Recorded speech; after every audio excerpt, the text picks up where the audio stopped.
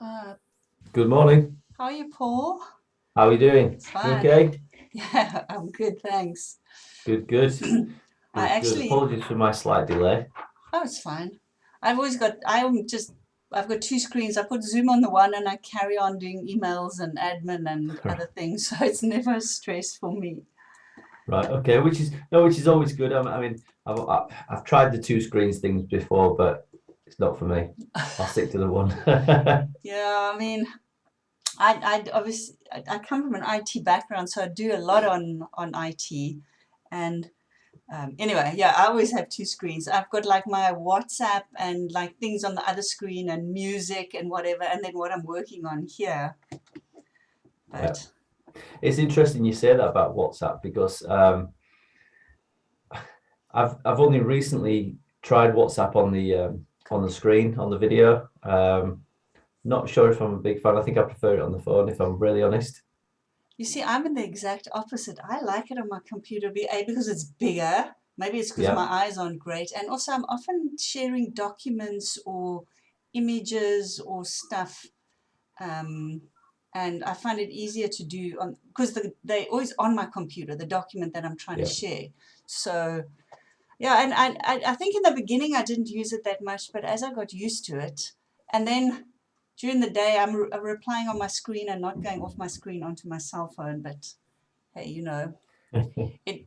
And also the nice thing now in the latest version, you don't even need your cell phone to be near your screen. It kind of can run independently, as far as I understand. Oh, right, okay. I'll Yeah. have to take your word for that. I mean, mainly because my cell phone is always with me. Um, I, it says that it does that, but I don't think I've ever actually tried it because my Right. cell phone is always on my desk in front of me. Yeah. Anyway, how are you? How was your Easter? Did you have a break? We had the couple of days for bank holiday, Good Friday and Easter Monday. And And and one that was coming up? that was pretty much it. Sorry, say again. Do you have one coming up as well? Another bank holiday? We do. We've got let's think this next Monday coming up, which is Bank Holiday Monday. So in May we normally have two bank holidays. So it's the first Monday of each May and the last Monday of each May. Oh, So we've got the first. So next Monday we have off as a bank holiday. However, this year the end one has been changed around a little bit because it's the Queen's Jubilee.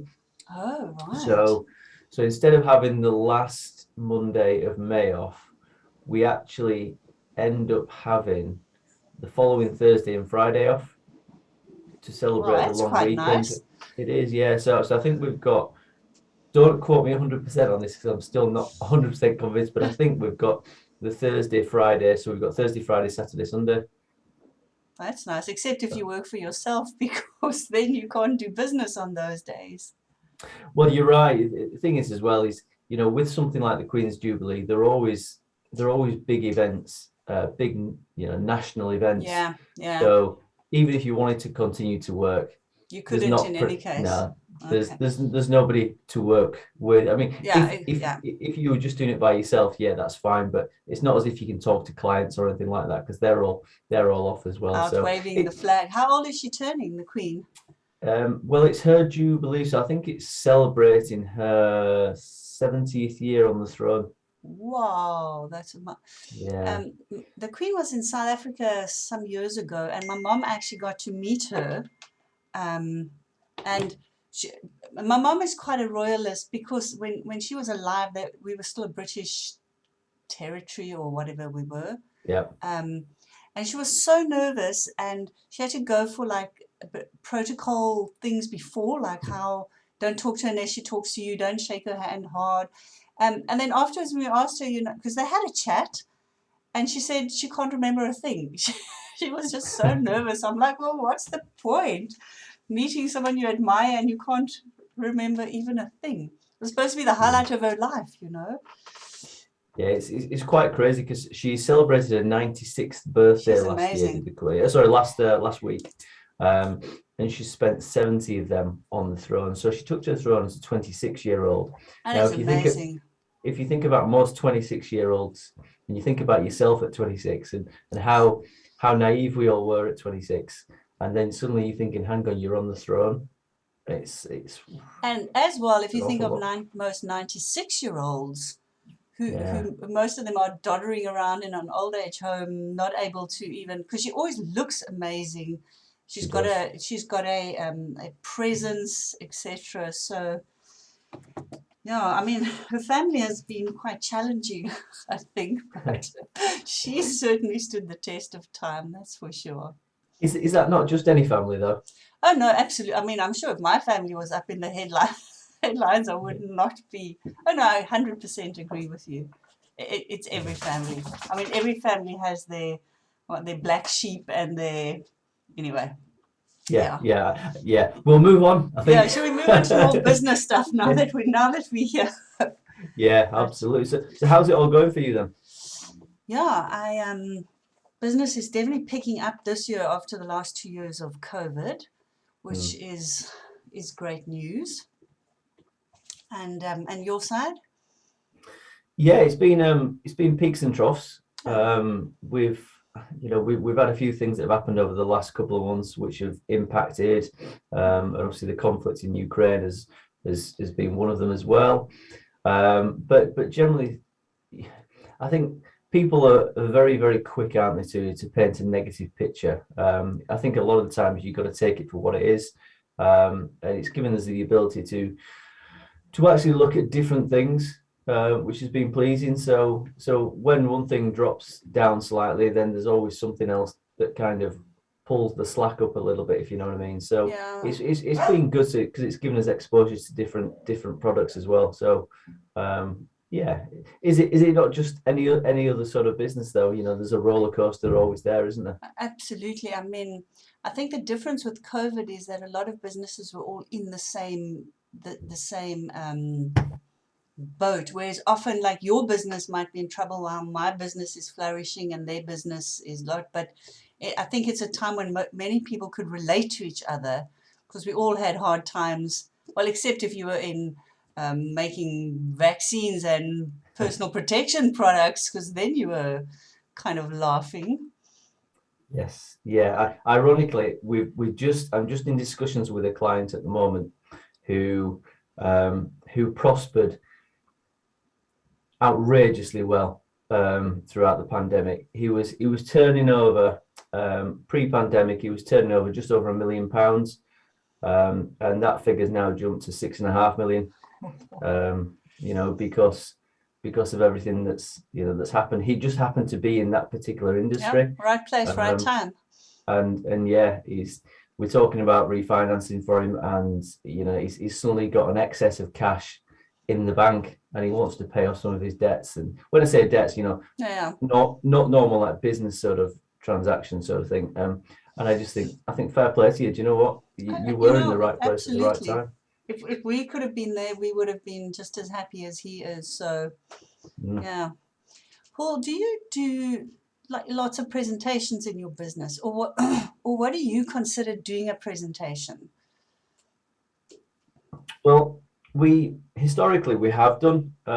It's only a minimal part of the business, really. I mean, I say that because it's mainly to do with long-standing clients who sell products. So when we're doing presentations, we're doing a presentation to their sales team to understand how finance can be used in helping them sell their products. So it's a bit more of an education sort of slot. So from time to time, we do some presentations, although I'll hasten to add that since the COVID pandemic, that has been dramatically reduced. So we didn't do much anyway, but even less so now because of everything that's happened over the last couple of years.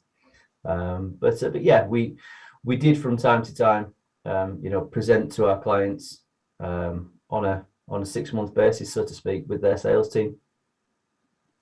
Okay, but you say now you're not really doing many at all on Zoom or at all.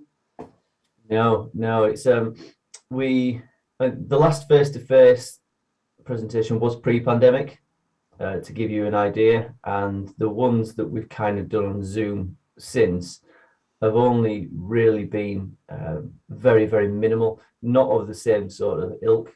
And it mainly, whereas when we were presented before, you've probably taken half an hour to an hour.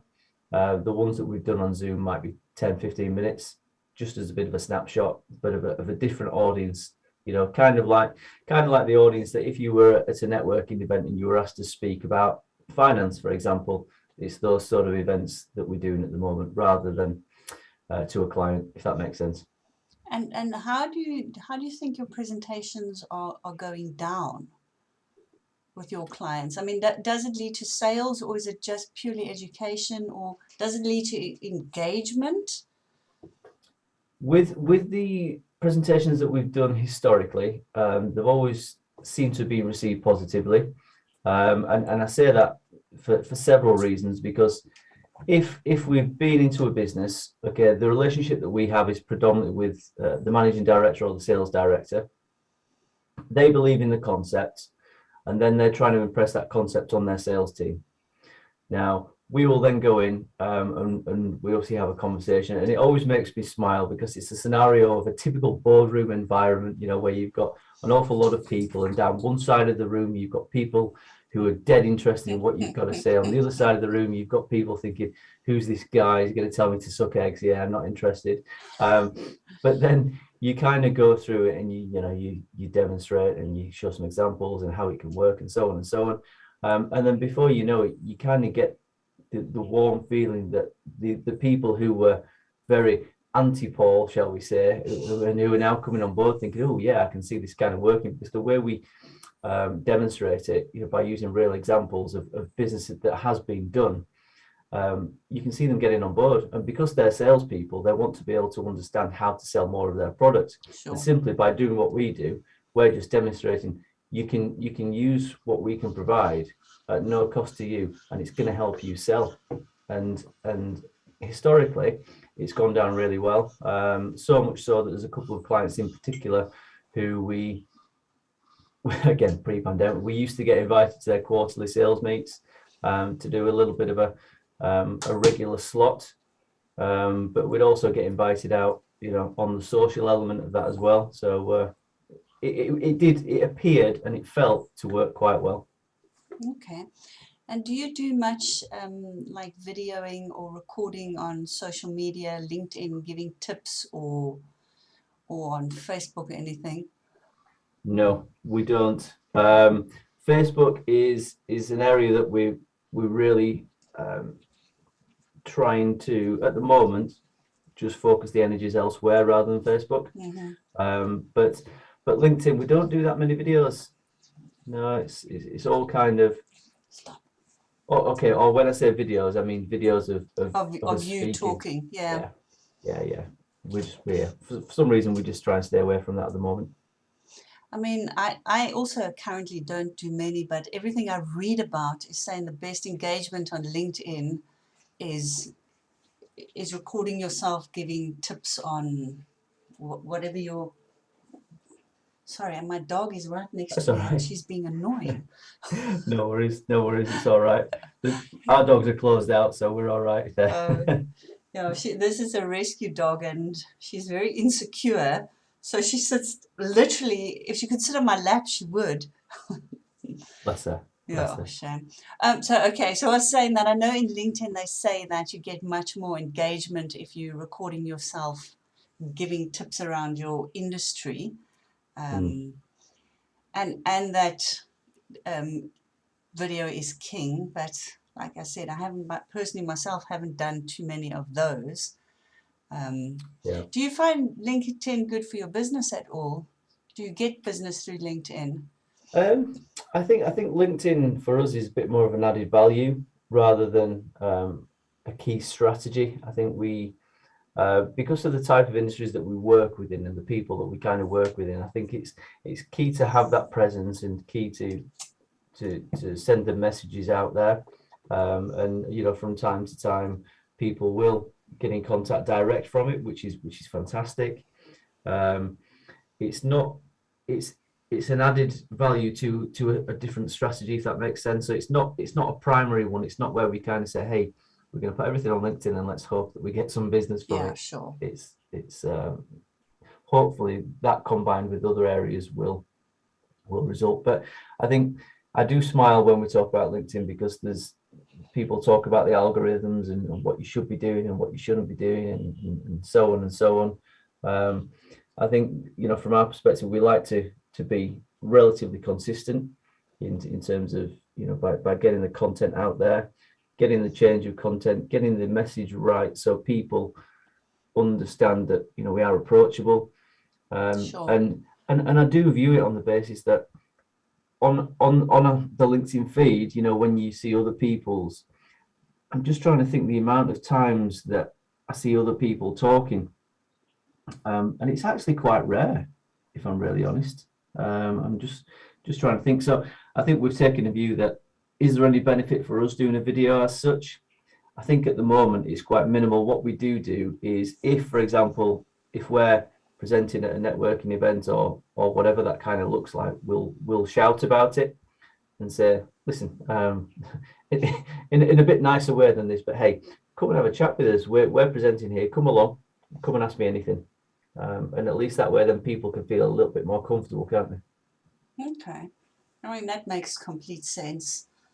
And have you done insights at I can't remember if you 1N or 4N or 3N or 2N, which one of the N's you are? Yeah, well, the thing is again, there's so many different ones, isn't there? We've done. I don't think we've done any of the N's, but there are a couple of the groups that we're part of where we have presented. Are you part of BNI, for instance? No, I was very close to signing up to BNI, very, very close, but right at the end, yeah, I decided against it. So, like I said, there are groups where we've presented a bit more on the personable sort of basis. Groups who are okay. Sometimes BNI can be great, absolutely right, but sometimes it's just very procedural. I like to get to the ones that are a little bit more personable. Yeah. And I find a lot more value in those. I must say that's why I like the 1N. I'm a member of 1N, but I quite often go to 4Ns. I'm going to a 4N today, I think. Oh, right, okay. But it's empowered women, which means you can't join us. Well, it's all right. I do have a wig kicking around somewhere. I'm sure I could wear that and have some helium perhaps for the year. Oh goodness, you'd have to suck on a lot of helium to get through an hour and a half's meeting. That's for sure. I know, it'd be crazy. But yeah, I must say, should be good. They are much less rule. I mean, they are actually quite rule bound, but their rules are easier than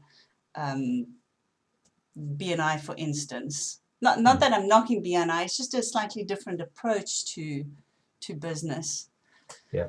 Have you ever been to a 3N? I'm going to say yes now, and I say that because I'm like you. I'm going to be really honest. I do get confused between the N's. So 3N is the one that's like speed dating. You have 10 3-minute one-on-ones with people. So you just fly through people. You've essentially got 1.5 minutes to introduce yourself and 1.5 minutes for them to introduce yourself. So it's kind of like at the end of it, you're so dizzy and it's like hard to even remember the first person you met. But they're quite fun in a way to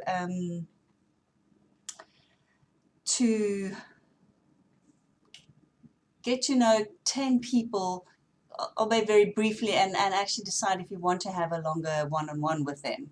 It's enough time for you to actually gauge that, which makes it quite a worthwhile session, but it's hard. I'm always exhausted when I've been to one because it's like every time you meet someone, you have this energy and you're projecting your best self and your smile, and to do that 10 times in a row is quite exhausting, but fun. Yes. No, do you know what? Now you've said that, I have definitely been to one because I remember going to one. And as with anything, I keep a complete open mind, and you're kind of not too sure, and you've got to take it on face value for what 100%, it is. Yeah. And yeah, I do remember going, and I remember coming off it and thinking, well, that was good. That was good. It was fast paced, and obviously you're busy talking and busy writing, so the time flies by, which is a good thing to a degree because you're more engaged in it. Mm-hmm. So yeah, I have been to one of that, and I'm probably going to say quite recently as well. When I say recently, time does escape us, but within the last 2 or 3 months. Yeah, I must say I've been to a few and I quite enjoy them. I like the one in because it's the same people every week, and you start building some sort of a relationship with them. Yeah. But the 3 in is quite, quite fast paced. Then the 4 in is slightly different. You do 3 one-on-one meetings, I think. Anyway, I'm actually attending them so that I can able to get a slot to do an insight on presentation skills or public speaking or something. And I think you have to. I'll let you know when I do it, if in case you're interested to come and have a Yeah. listen. Yeah, please do. Please do. But I think you have Will- to. You have to build up some credibility and attend enough first, if you know what I mean. Yes. You can't just. I was going to say it's the same with any, isn't it? You know, when you attend these events, and you know, there's a lot of people who think, hey, I can just attend one event, brilliant, I'm going to get a shed load of business from this, and that's it. But I think the whole basic concept of networking, obviously you clearly understand it, as do I. It's the bigger picture thinking, isn't it? It's about ingratiating yourself and having these conversations, and then, you know, people may well jump into the slot for the first ever time and say, okay, we've got a lady here that's going to talk about presentation skills. Whereas what you might have, if you've been there for a while, you'll have a lot of people saying, all right, Terry, yeah, fantastic person, right? Oh, she's told me all at X, Y, and Z. Now she's going to present. I'm going to be so engaged in this, and it just helps, like I said, the overall engagement. And it gets the audience more committed as well, doesn't it? Yeah, into you. 100%. And also I find if I have done an insight slot, that I get a lot more engagement from people because I'm able to demonstrate that I'm good at what I'm doing, whereas before I'm just telling them that I'm good at what I'm doing. Do you know what I mean? Yes. And now I can actually have 10 minutes, or the 4 in is 20 minutes, which is lovely. I can really demonstrate, hey, I am an expert in this field, and if you need help, now you can see that I know what I'm talking about. So yeah, it's quite good.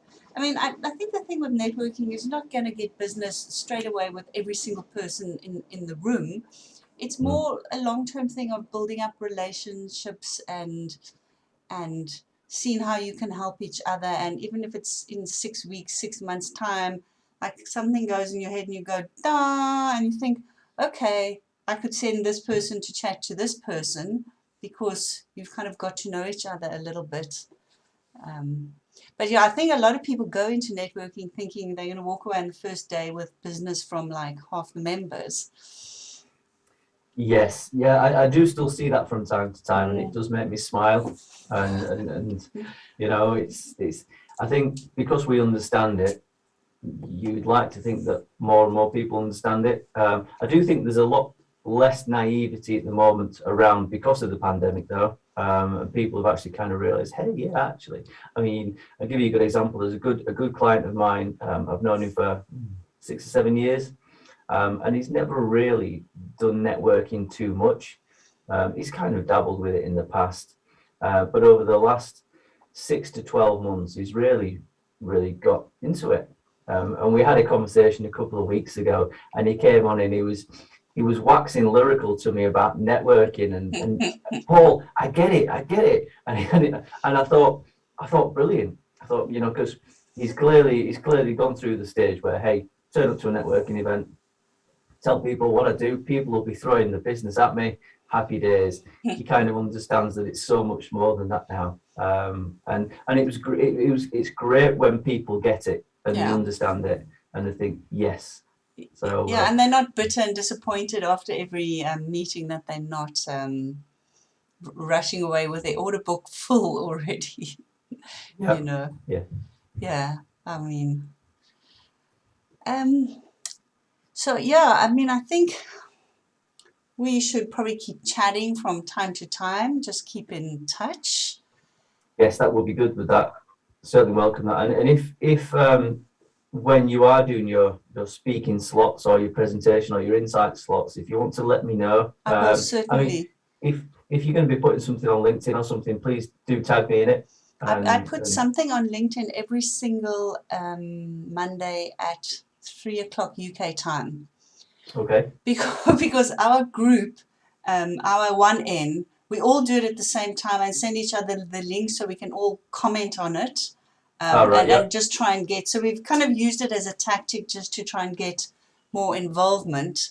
I always write them on a Sunday to be ready for it, because my one today is about an e-pitch, like how to make your e-pitch more attractive to other people. Okay. But yeah, I mean, I can tag you if you like, and I'm happy. Please do. Yeah, I'm happy if you tag me for yours as well, because it always helps to start a conversation if someone's writing something intelligent, as opposed to, oh, thanks for the great tip. You know, if they actually can show that they've read it, and yeah. Okay, and then yeah, I'll certainly let you know when I'm doing something, and obviously if you do an insight as well. Yes. And I will maybe see you at a 3N or a 4N or something soon. Or a 1N or a 2N, who knows? I've never been to a 2N, because apparently that's just social. Right, okay. But as I say, I've never been, so I've got no idea what it's like. But so are you not officially a member? Do you just join in from time to time, or are you? Yeah, no, I just from time to time we go to different groups. Okay, that's interesting. So I must have it's been on one of the ones that you were at, which is how I found you. Yes, and I'm just trying to think which one it was. Can't quite remember. But yeah, we don't go to everyone. Yeah, sure. I So mean, it is we are time-consuming. a bit more selective. Yeah, it is certainly is quite time-consuming if you go to a whole bunch of them, and also you've got to have the time afterwards to you know, to reach out to all those people that you've been with. So it's not just like you're going to an hour and a half meeting. You've then got 10 one-on-ones, which is like another 6, 7, 8, 9 hours.